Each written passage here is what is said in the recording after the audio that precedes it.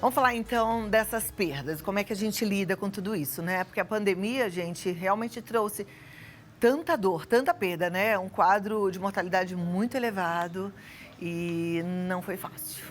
Quantos processos de luto, né? Tanta tristeza, as mortes, enfim. A gente hoje vai falar sobre esse assunto. É um assunto delicado, mas que precisa de um olhar muito especial. E é por isso que a gente hoje tem a presença da Helena, que vai nos ajudar a passar por toda essa situação, tá?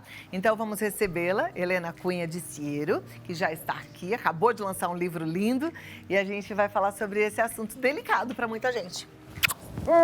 Seja bem-vinda. Obrigada. Tão bom te receber. Fico tão feliz de estar aqui. Eu falei para a produção, né? Perguntei quem é que vai falar sobre esse assunto. A Helena, eu falei, ai, não podia ser outra, tão especial. A Helena, ela é muito sábia, muito maravilhosa. Vou sentar aqui do seu ladinho. Normalmente eu sento ali, mas hoje eu quero ficar mais pertinho de você, tá bom? Vou ter que ficar aqui não tão grudadinha por conta das câmeras, pra gente ajudar os meninos, senão eles ficam ali meio complicados de enquadrar a gente. Mas assim a gente fica pelo menos juntinho, dá pra dar a mão quando precisar. Vamos lá, não é fácil, né, passar por esse momento, né, Helena? Não. Eu brinco que data é sempre... A gente sofre, às vezes, com um mês de antecedência. É verdade. Né? A gente começa a sofrer antecipada, tá chegando Natal, meu Deus, que falta que vai fazer.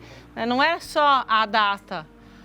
A data, ela vem com um cortejo de dias. Aliás, fúnebres, o Natal vem com um cortejo realmente muito forte e em todos os lugares, porque tem música natalina, onde quer que a gente entre, tem decoração de Natal, tem comerciais de Natal na televisão, filmes de Natal e muito mais. Antes da gente entrar nesse assunto, deixa eu só te dar parabéns pelo lançamento.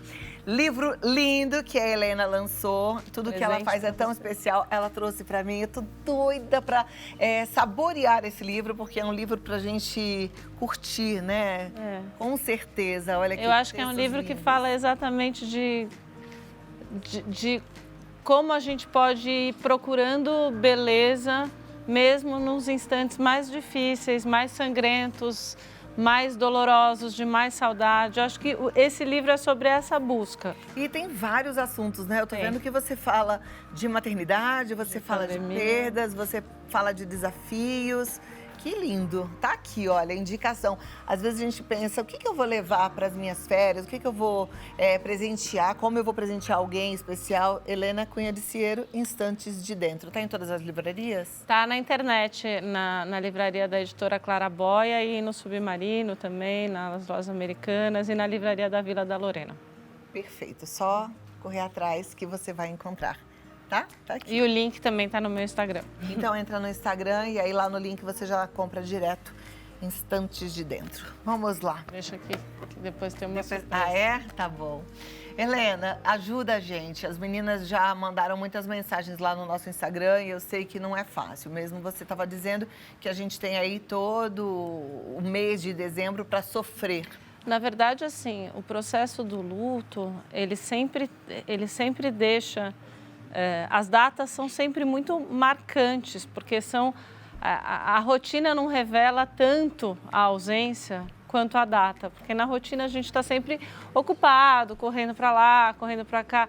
Agora a data deixa aquele lugar da mesa muito vazio, né, e muito visível, não dá para disfarçar, né? Não dá para você trabalhar e pensar em outra coisa. Na data você tem que encarar a sua falta, né? E é por isso que o Freud dizia que são 2 anos passando as datas separadamente para a gente conseguir concluir o processo de luto. Eu acho que vai se atenuando com o tempo, eu não acho que são 2 anos. Você acha que a gente vai sentindo a falta? Eu acho que a falta que a gente sente é do tamanho do amor que a gente viveu. Né? E se o amor for muito grande, o que sobrou foi a saudade, por que não sentir? Né? Sentir não é se esparramar e se desmilinguir ou se fragmentar, é só sentir. É legítimo, né? É verdadeiro. Se você amou alguém e você passou tantas festas com aquela pessoa sentada na tua mesa e de repente ela não está lá, é justo sentir saudade. É que eu acho que a gente não tem muito esse limiar do que é sentir saudade de forma positiva e se espalhar ou se jogar na cama e não querer estar perto das outras pessoas porque está com saudade? Eu tenho uma visão que é o seguinte, se você sentir a saudade e se autorizar a sentir, ela vai se diluindo. Você tem...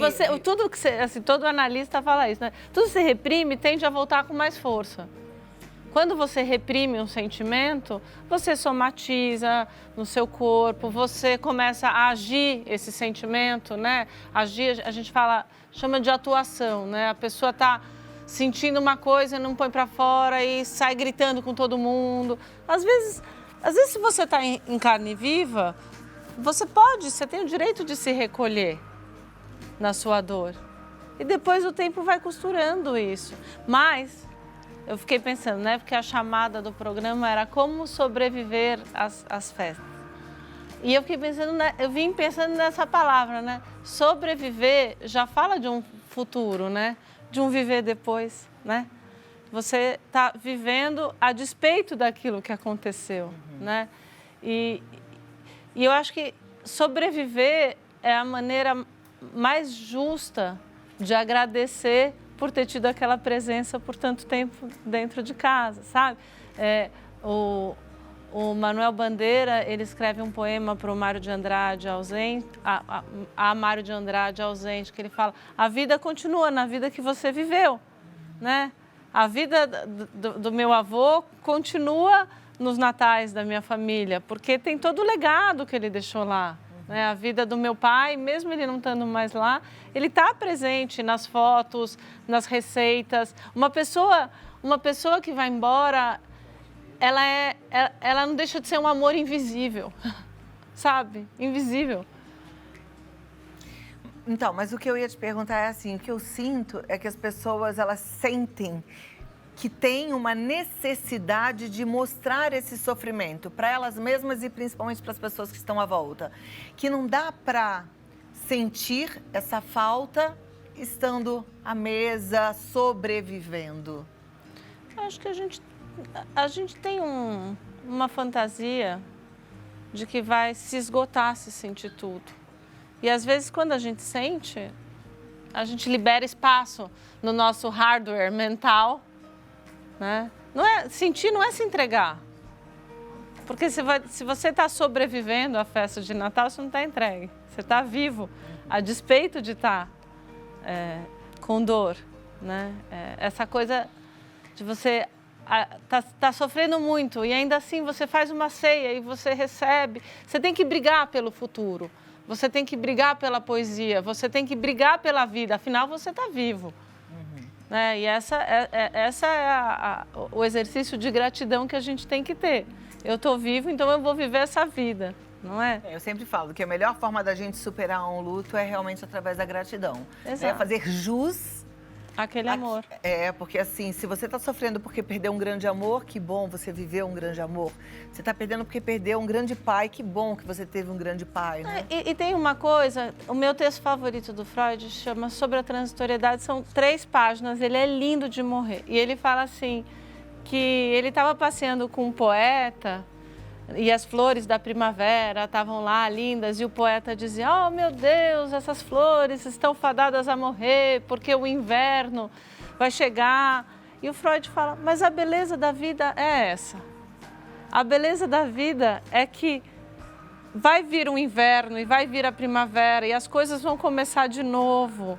E há uma urgência em se viver e uma urgência em se amar. O estado da transitoriedade, ele é concomitante à existência. A existência e a transitoriedade, então não adianta, ninguém vai viver para sempre. Eu tinha uma professora, Gina, falava que a vida é uma roda gigante. Cada hora tem um que entra e tem hora um que sai. Você tem que olhar para quem está entrando também. Você não pode só olhar para o que saiu. É isso. É verdade. A gente vai olhando para quem está entrando. Exato. Por isso é que tem os netos, eu estou olhando muito para o meu. Porque isso é o futuro. É verdade. Isso é sobreviver. Vai focando. A gente começou o programa falando das mães que estão mais velhas, não é? É verdade. A gente estava falando... Nos bastidores, né? Nos bastidores, né? A gente também tem que olhar para o futuro, né? É isso. Agora vamos lá, você que já mandou a sua história, você que quer compartilhar um pouco, ou às vezes perguntar Helena de Ciero, as suas ordens aqui. Vamos colocar aqui na tela? Eu vou sentar aqui na poltrona para não ficar na frente da tela, porque é mais fácil de ler. Então, vamos lá, gente. Primeira pergunta já vem. É da Adélia, de Ribeirão Pires. Parece que o luto virou tabu. Ninguém mais pode ficar mal porque perdeu um ente querido. O que acontece com a nossa sociedade? Amei a pergunta dela. Então, Adélia, você é das minhas. Eu acho que a nossa sociedade, o nosso tempo é um tempo engraçado porque reage, bota um cropped, supera. Essa é a ordem da vez. Você tem que superar, você tem... E o luto, claro que você tem que superar, mas ele precisa do tempo. O melhor amigo do luto é o tempo. A urgência de você liquidar uma dor e liquidar um sentimento, ela faz com que você faça processos que não são legítimos. Para você fazer um processo que de fato seja verdadeiro e que emocionalmente cause uma expansão, né, do ego, a gente fala assim em psicanálise, né? Porque quando você perde alguém, você também ganha uma capacidade enorme de entender muitas coisas. O luto traz uma compreensão, né? Agora, quando você fala, reage, isso tem que passar e tem que ser rápido e você tem... parece até uma coisa de obrigar a pessoa a produzir sem ela estar com condições. Mas eu acho que isso é a hipocrisia dessa sociedade que a gente vive. Porque, na verdade, dizem que a gente tem que estar bem o tempo todo, mas ninguém está bem o tempo todo. Postam que estão bem o tempo todo, mas a gente só vê o palco, não vê os bastidores. A verdade é que somos todos iguais. A gente sofre, a gente chora, a gente se aquieta. E é só a gente perceber como nos momentos de luto, quanto amor se faz presente em volta da gente. Porque as pessoas dão o que elas têm de mais precioso da alma delas, porque elas já viveram aquela dor. Isso é muito bonito. Isso só no luto você tem. Você não tem no seu aniversário ou na sua conclusão de tese a mesma qualidade de afeto quando você está passando por um processo de luto. A pessoa vem, ela te dá, ela tira uma flor de dentro do coração, assim, sabe? Que nem aqueles palhaços, assim. O processo de luto, ele só é superado com toda uma rede de amor, de apoio, de afeto, de compreensão. Isso é lindo e é importante. Então, bom receber. Obrigada, Adélia. Próxima pergunta, vamos lá para a tela. Você vai aprendendo também, porque como a gente é muito parecido, a dor de alguém vai curando as nossas feridas, vai tratando, vai trabalhando, né? Vou pedir só para passar já para a próxima. É da Jennifer, São Paulo. Ela diz, há palavras para se dizer a alguém que enfrentou a morte de uma pessoa fundamental em sua vida? Como lidar com o luto do outro? A palavra? Eu gosto dessa pergunta, porque é a dúvida que todo mundo tem. Eu vou no enterro do pai da minha amiga e ela está sofrendo muito. O que eu digo para ela? Olha, nenhuma palavra vai abarcar suficiente... nenhuma palavra vai abarcar suficientemente a experiência daquele momento, né? Eu me lembro quando meu pai morreu, ele tem um amigo que se chama Sapienza, sabedoria, e ele é psicanalista. E ele chegou, né, no enterro e eu olhei para ele como eu falei, agora vai vir o oráculo da saudade, ele vai me dizer uma coisa que vai... Ele ficou em silêncio e ele me deu um abraço. E você esperava alguma coisa diferente? Eu esperava a receita de como é que eu ia dar conta, mas só o tempo me deu essa receita. E esse processo é muito pessoal e ele é muito singular. O que funciona para você, talvez não funcione para mim. Tem gente que funciona para sobreviver a um processo de luto, escrever. Tem gente que funciona costurar. Mas eu acho que a gente tem que sempre buscar fazer alguma coisa com a dor da gente. E se perguntar sobre isso. Com a dor da gente, eu entendo, mas a dúvida da Jennifer é com a dor do outro. Eu me lembro de já ter conversado aqui sobre esse mesmo assunto com outros psicanalistas e eu ouvi algo do tipo, acolhedor do outro, deixa o outro contar um pouquinho o que ele está sentindo, deixa ele falar do que ele viveu com aquela pessoa, né? Você está sofrendo, me conta, me fala um pouquinho da história de vocês. Isso você acha que cabe? Que acho, é positivo? Eu acho que isso é muito mais acolhedor do que você dizer pensa positivo. Não vamos falar disso, esquece, ó. Eu acho isso de uma violência, sabe? Às vezes você não precisa falar nada, isso não existe. Fica do lado, sabe? Ou leva uma cestinha de pão de queijo, que nem minha família mineira leva uma cestinha. Dá o melhor que você puder dar, dá o que você gostaria de receber. Eu acho que é isso. Eu acho que também a pergunta, né? Eu posso fazer algo por você? Porque às vezes a pessoa está precisando que você lave a louça, porque ela não está com força para lavar, né? Próxima pergunta, obrigada, Jennifer. É acolher o outro, né? Minha mãe faleceu há 4 meses, a da Vanilda de Campinas, e sinto vontade de chorar todos os dias. Só de pensar em não ter a presença dela nas festas de fim de ano, entro em desespero. Tínhamos diversos rituais para esta época do ano, mas agora nada mais faz sentido. Então, eu vou devolver com uma pergunta para a Vanilda. Faz sentido não continuar os rituais? Fazer os rituais não é uma maneira de estar com a sua mãe? Ainda que seja sozinha, ainda que seja chorando, por que não fazer os rituais e honrar todo o tempo que vocês estiveram juntas fazendo rituais? Será que a sua mãe não merece que você tenha a coragem de fazer sozinha esse percurso, você, sua saudade e os rituais que eram de vocês duas? Muito bem. Abraço, Vanilda. Próxima pergunta da Yolanda de Santo André. Muitos dizem que a dor ameniza com o tempo. Em minha experiência, piora muito. Até hoje não consegui superar a morte da minha mãe, que foi levada pelo Covid há 2 anos. Ela era tão nova. Me ajuda. Olha, acho que não tem uma receita para passar essa dor, mas talvez essa pessoa também precise entender que já faz 2 anos e não que ainda faz 2 anos. Eu sei que o tempo do luto, ele é um tempo que ele é muito movido pelo inconsciente e por isso ele é atemporal, mas você está há 2 anos chorando pela perda de alguém e você teve esses 2 anos também, né? A saudade vai estar sempre lá, mas se você não superar, você nunca vai se despedir e a sua vida nunca vai para frente. Se a gente conseguisse pensar em termos racionais, né? Sua mãe merece que você vá para frente, sua mãe merece que você dê conta da sua vida, sua mãe merece que você viva. E a sua mãe, e a mãe tá dentro. A mãe tá dentro, isso é maravilhoso. Tá, né, gente? Cada dia que eu me olho no espelho, eu levo um susto e falo, é a minha mãe, não sou eu. Sim. Porque a gente repete, a gente não só na aparência física, mas em atitudes, né? A gente continua. Nos valores, nos pensamentos, na maneira de se vestir. Uma mãe é muito poderoso. Uma mãe não é Covid. Verdade. Obrigada, Yolanda. Força pra você, um abraço bem forte.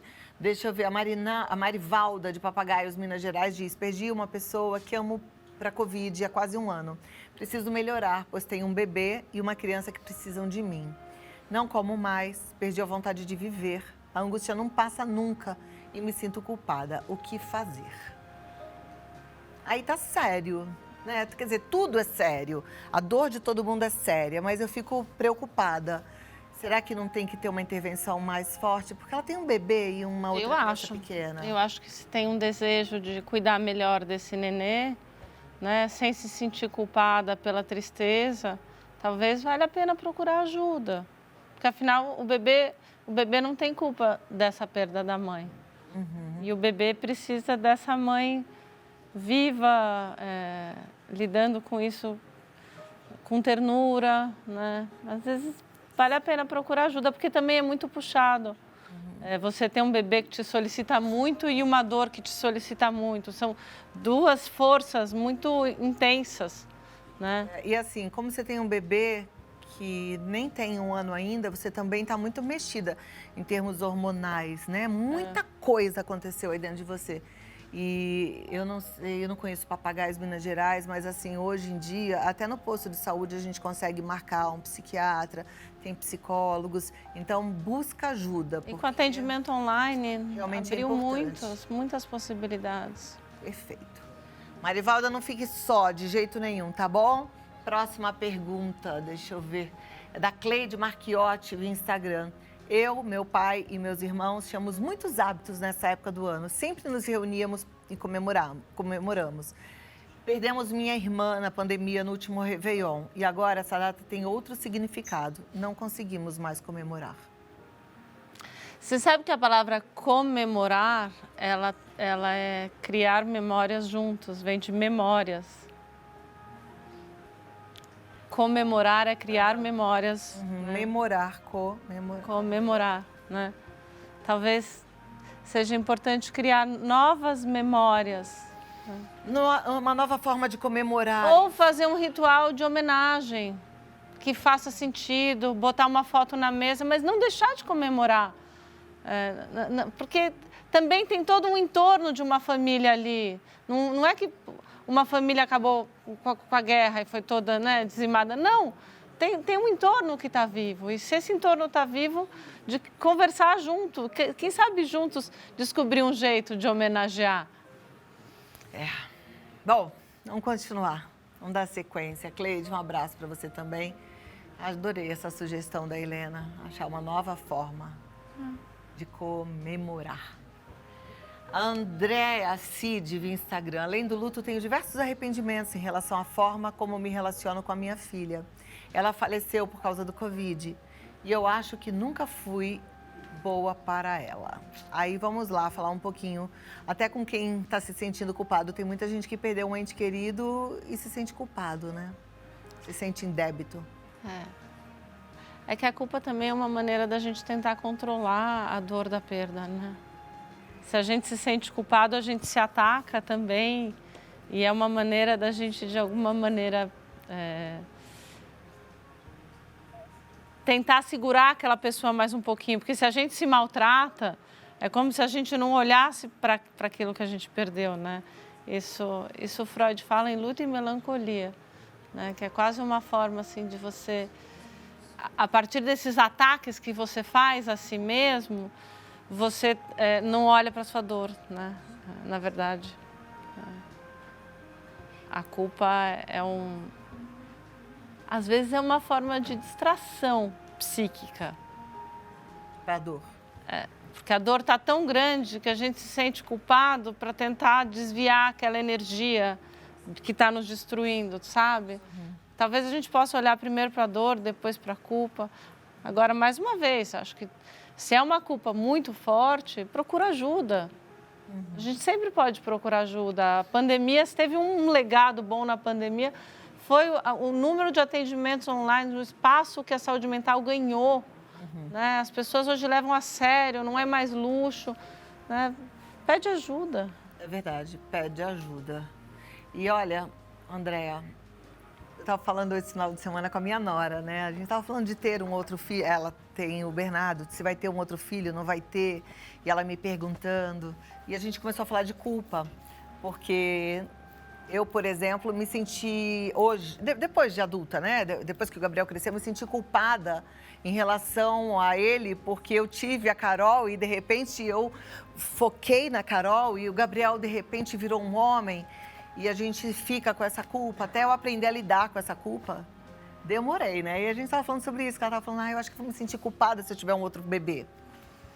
Eu acho que mãe se sente culpada sempre, independente do que a gente fez ou deixou de fazer, né? Sempre. Amor exigente, daqui a pouquinho eu vou falar com o Luiz Fernando, fala que a gente precisa se libertar da culpa, né? Porque a culpa paralisa e a gente não consegue tomar atitudes. E entender que a gente só faz aquilo que a gente dá conta de fazer e a gente faz o nosso melhor na medida do possível, né? O Winnicott fala que nenhuma mãe é perfeita e nem precisa. As mães são suficientemente boas. Essa frase, ela é muito libertadora, suficientemente boa. Você não vai errar, não vai deixar de errar. Você vai errar. Eu adorei a mãe que eu tenho e tá tudo certo e não foi uma relação perfeita. A gente só precisa ser suficientemente bom. É isso. A Nájima Alencar via Instagram. Meu marido morreu no início da pandemia e não consigo me desfazer de nada que era dele. Meus filhos dizem que isso só piora o meu processo de luto. Preciso mesmo me desfazer de tudo? Vai me ajudar? Vai. Vai porque enquanto os objetos e as coisas da pessoa ainda estão na casa, você não sobra espaço mental para lidar com o vazio. É como se fosse uma espécie de uma negação, porque se o armário ainda está cheio das camisas do marido, aquele buraco, ela não consegue lidar com o buraco. Uhum. E a gente só planta coisas se tiver um buraco, né? A gente tem que assumir a verdade. Essa sensação dos objetos que sobrevivem às pessoas é uma coisa muito doida, né? Porque quando as pessoas estão vivas, um sapato é um sapato, um casaco é um casaco. Aí a pessoa morre, é o sapato do meu pai, a blusa da minha mãe. Parece que são superestimados, assim, né? Objetos que antes eram apenas materiais que estavam pela sala, de repente se tornam a revelação de que aquela pessoa passou por lá. Mas o objeto mesmo, que é o amor que fica, está dentro da gente. O marido da Najma não está no armário, ele está dentro dela. Está nesses filhos que estão falando, mãe, vem viver. É nesse lugar, não é dentro de um armário, não é numa camisa. E essa camisa pode vestir outras pessoas que estão com frio. Que lindo, é isso mesmo. E vai viver, Najma, tá bom? Um abraço para todas vocês. Depois, Helena, as perguntas que estão lá no Vida Melhor, você pode acessar e se puder também dar um retorno para elas, vai ser super importante. Muito obrigada mais uma vez. Queria ler um poeminha. Leia esse poema que a gente também... Só rapidinho, gente, eu juro que é pequenininho, mas é porque tem a ver com o tema. Olha só. É um presente de Natal. Chama Invasões Bárbaras. Meu amor por você não precisa de casa, nem de país, não precisa de visto, não precisa nem de você. Ele existe simplesmente. Faz com que eu abra o olho de madrugada e me lembre do que já fomos. Eu me recarrego com as nossas memórias, agora só minhas. E no meio do dia, se vem saudade, eu aceito. É nesse planeta que você mora agora. Dou uma volta nele, entrelaço com ternura e vou em frente e passo um café. Lindo, deixa marcado que depois eu quero ler novamente. Lindo, lindo, lindo. Muito obrigada. Que Tchau, presente querida. especial. Obrigada. Quero passar para vocês, porque eu quero que vocês sigam, que vocês comprem o livro da Helena, que vocês estejam acompanhados dela, porque ela é maravilhosa. Instantes de Dentro, tá? Lá você tem todos os canais para comprar o livro, para marcar, de repente, a sua consulta online até, né? Obrigada. Tchau, querida. Bom atendimento. Deixa eu ver se eu te entreguei na hora. 1h10. Foi na hora? Foi na hora. Então tá bom. Tchau, Tem gente. consulta agora. Bom atendimento.